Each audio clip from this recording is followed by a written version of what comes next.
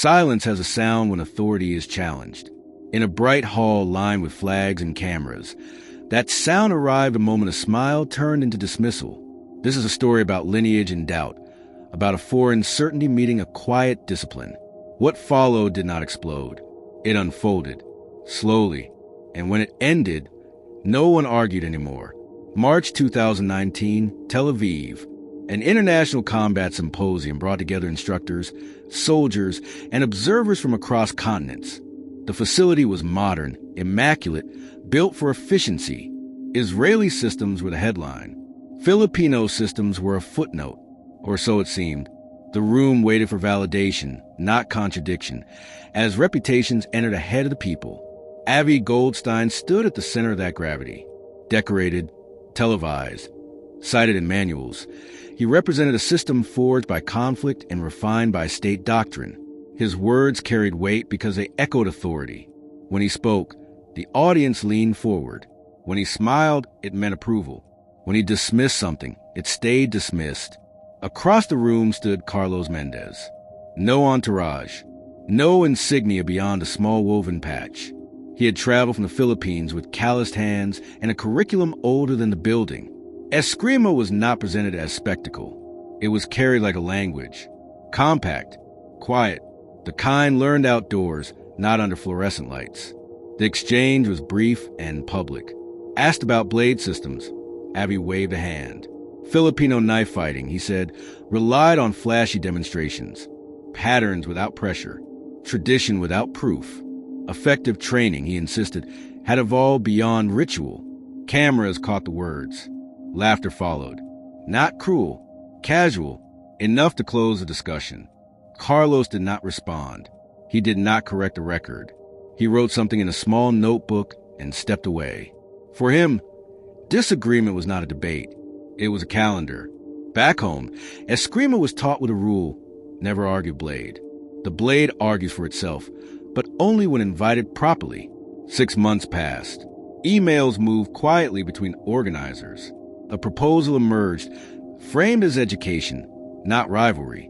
A controlled blade defense evaluation, supervised, non-competitive, designed to compare principles under stress. Avi agreed, confident in methodology. Carlos agreed, confident in time. The location was neutral. The rules were precise. The stakes were reputation. When they returned to Tel Aviv, the audience was smaller and more serious. No applause signs. No commentary booths. Just observers from military training units, instructors, and medics. Safety protocols were read aloud. The air felt different. Not hostile. Expectant. This was not a show. It was a test of assumptions. Avi opened with explanations. Distance management. Retention. Neutralization. His movements were efficient, measured, textbook clean.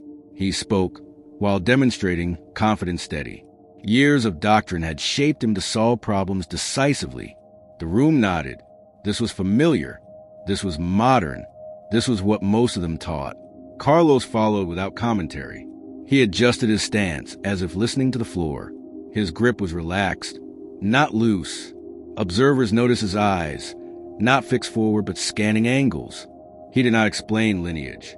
He did not name techniques. Eskrima was not introduced.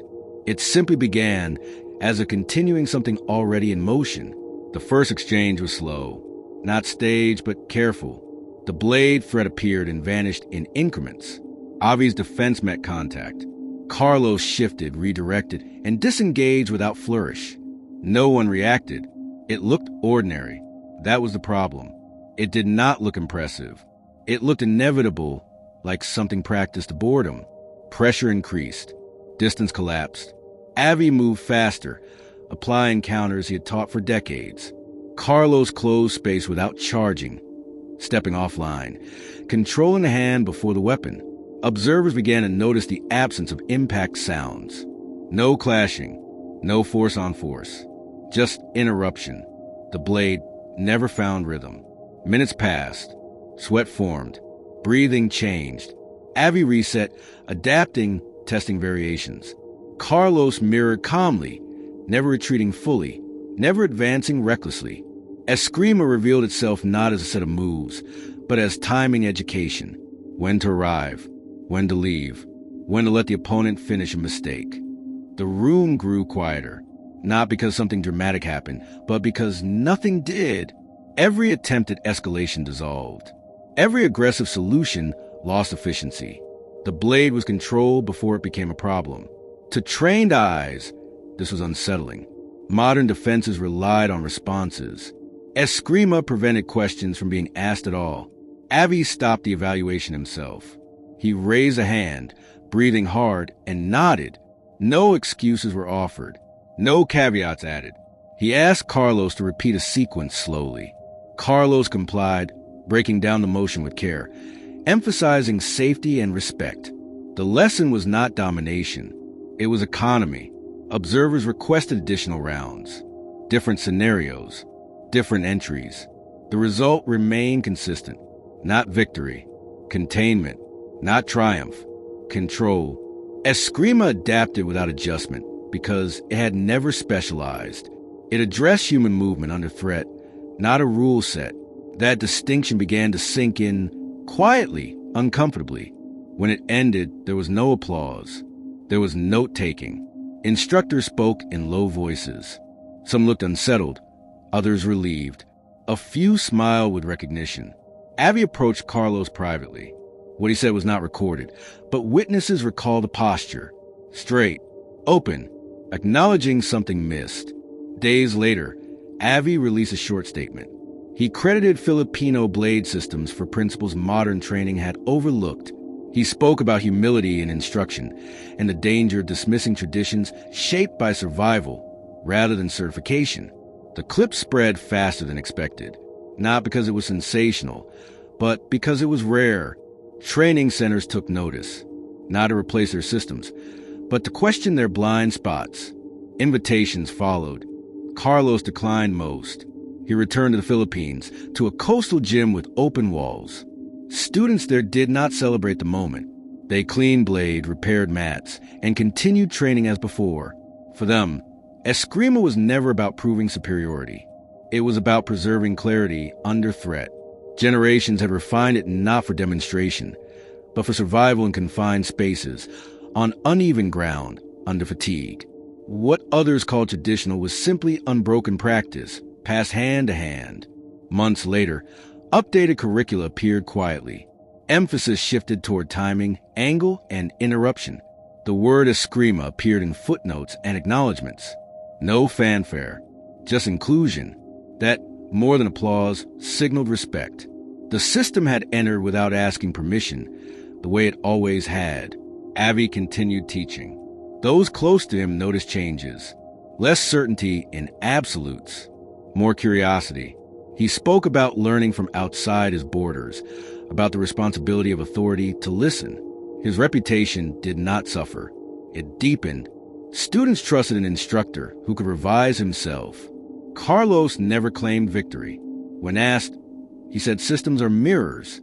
They reflect what trainers believe violence looks like. Eskrima, he explained, was shaped by proximity and consequence. There was no room for error. That constraint created efficiency, not mysticism or bravado. The international community debated quietly. Forums filled with analysis. Videos were dissected. But the most lasting impact occurred offline, in training rooms where instructors adjusted drills, reduced theatrics, and emphasized simplicity. The influence was subtle, like a current beneath calm water. In the Philippines, elders watched the discussion with reserved interest. They had seen this before. Outsiders arrive skeptical. Outsiders leave respectful. The art remains unchanged, not because it resists progress, but because it was built by necessity, not fashion. What shocked everyone was not that a Filipino system worked. It was how little it needed to prove itself. No declarations, no challenges, just presence, timing, and restraint. Authority expected confrontation. It received an education. This was never a story about one man losing face. It was about a tradition regaining visibility. Filipino martial heritage did not seek validation. It demonstrated relevance. Quietly, in a foreign hall, under foreign lights, it reminded the world where close-quarters combat first learned humility. The facility in Tel Aviv returned to its routine. Mats were cleaned, equipment stored, but something lingered. A question about what had been dismissed too easily, a respect earned without demand. Those questions travel farther than any headline. Centuries-old systems survive not because they are old, but because they solve problems consistently. Eskrima carried the memory of countless unnamed practitioners. In that room, their lessons spoke without words. No one argued back. This dramatized, fictionalized story is created for cultural appreciation and inspiration. It reflects the spirit of exchange between systems, not a record of events. What remains true is the lesson. When foreign authority meets Filipino discipline, humility often arrives first and understanding follows.